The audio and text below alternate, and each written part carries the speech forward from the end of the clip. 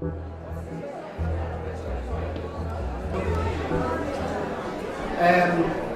ladies and gentlemen, invited guests, friends.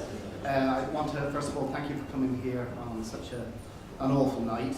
But I think that you will agree with me that you've come to an absolute gift of an exhibition.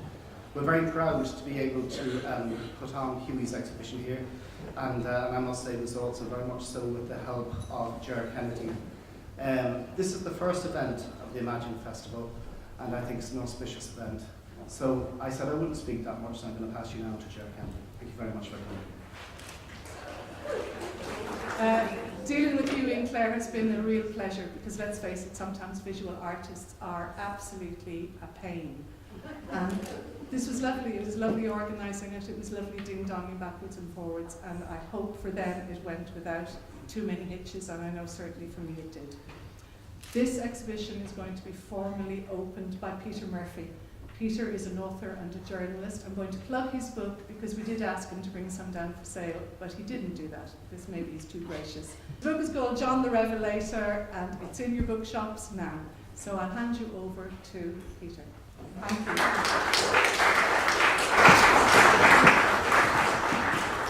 Evening, everybody. I'm a writer from up the road.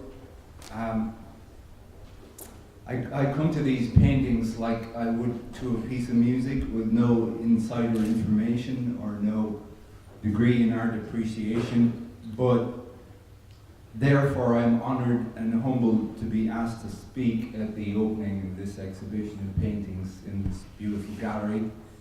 My first major encounter with Huey's work was at the retrospective in Kilmainham a couple of years ago, and that exhibition affected me in ways that I still can't put words on. And they go deeper than novels or folkloric or mythic narratives because they bypass language and they use some weird, strange, mysterious, primal means of touching our nerve endings, because it strips away our armor and it disrupts the machinery of our daytime minds and our daytime lives, the way we sometimes have to turn ourselves into automatons just to get through the day. After seeing some of these paintings, I could not get out of my head a poem by Louis MacNeice called Prayer Before Birth, and I'll leave you with a couple of verses from that poem. I am not yet born. Forgive me for the sins that in me the world shall commit. My words when they speak me, my thoughts when they think me, my treason engendered by traitors beyond me, my life when they murder by means of my hands, my death when they live me. I am not yet born. Oh, hear me. Let not the man who is beast or who thinks he is God come near me. I am not yet born. Oh, fill me with strength against those who would freeze my humanity, would dragoon me into a lethal automaton, would make me a cog in a machine, a thing with one face, a thing. And against all those who would dissipate my entirety, would blow me like thistledown hither and thither, or hither and thither like water held in the hands would spill me. Let them not make me a stone, and let them not spill me, otherwise kill me. Thank you very much.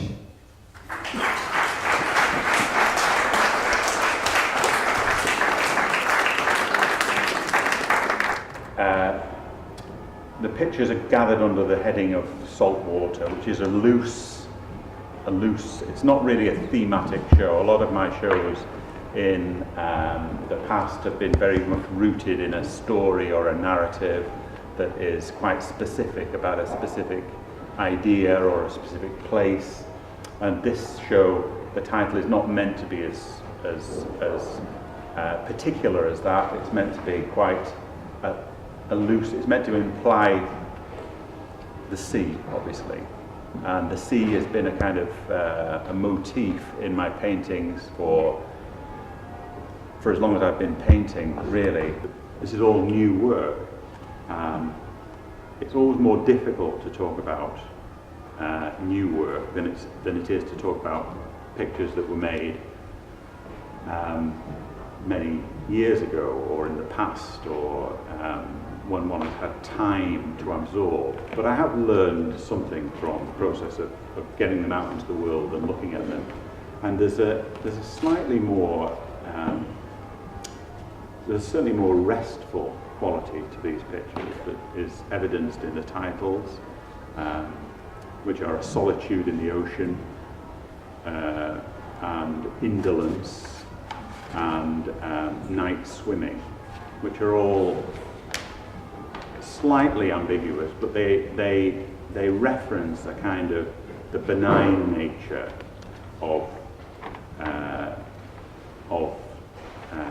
contemplation and relaxation, which is often associated with the sea. And I suppose if there was any theme to the exhibition, there is this ambiguous relationship that we have with the sea that's very much in people's minds in a place by the sea, it's a place we all like to be. It's very sort of it's very pleasant, it's very beautiful, what have you, but it's a dangerous, forbidding place.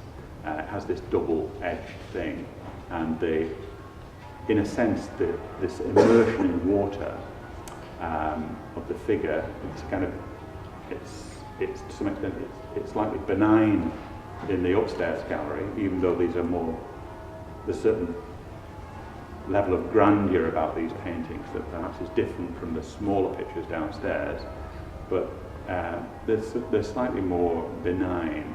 They inhabit a world of bathers relaxing by the seaside and enjoying the environment, the sun, and the in particular indolence has that feeling almost like a figure on the beach, and I think that was in the back of my mind when these pictures were begun, and to some extent that's quite unusual in my work. Usually people are in quite perilous circumstances. Usually my bathers look like they're in the process of drowning, or the ship behind them is just about to sink or explode. So I've been quite kind of interested to sort of look at the work and see that there is this new feeling. I hope it's going to be reflected in my future life. But it may be that it is connected in some way to a kind of shedding of certain burdens and things.